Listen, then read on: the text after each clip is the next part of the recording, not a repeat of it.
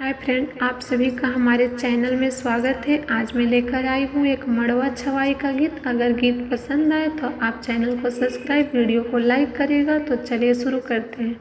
आरे मड़वा के बांस धैले रोवेले कवन बाबा नैना झरा झरेलो।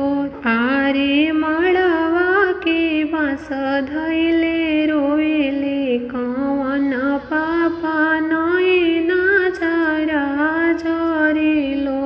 आरे ई धियावा हम के करा पर सौंपबे के करी प्रतिपाल। आरे ई धियावा हम के करा पर सौंपबे के करी प्रतिपाल। आरे अतना बचना जब सुनले सुंदर दुल्हा ससुर जी से और हमार। आरे अतना बचना जब सुनले सुंदर दुल्हा ससुर जी से और हमार। आरे ई धियावा ससुर हमारा पर सौंपी हम भी करबे प्रतिपाल। आरे ई धियावा ससुर हमारा पर सौंपी हम भी करबे प्रतिपाल।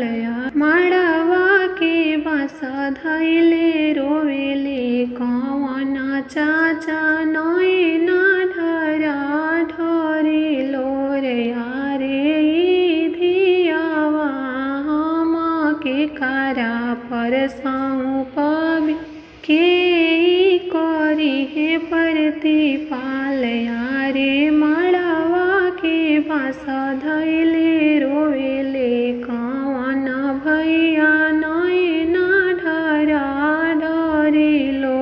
आरे मड़वा के बांस धैले रोवेले कवन भैया नैना ढरा ढरेलो रे। आरे ई बहिनी हम के करा पर सौंपबे के करी हे प्रतिपाल।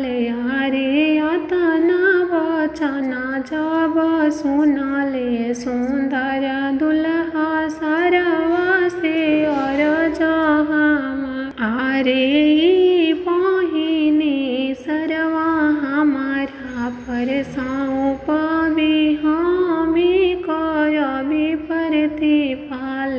आरे ई बहिनी सरवा हमारा पर सौंपबे हम करबे प्रतिपाल।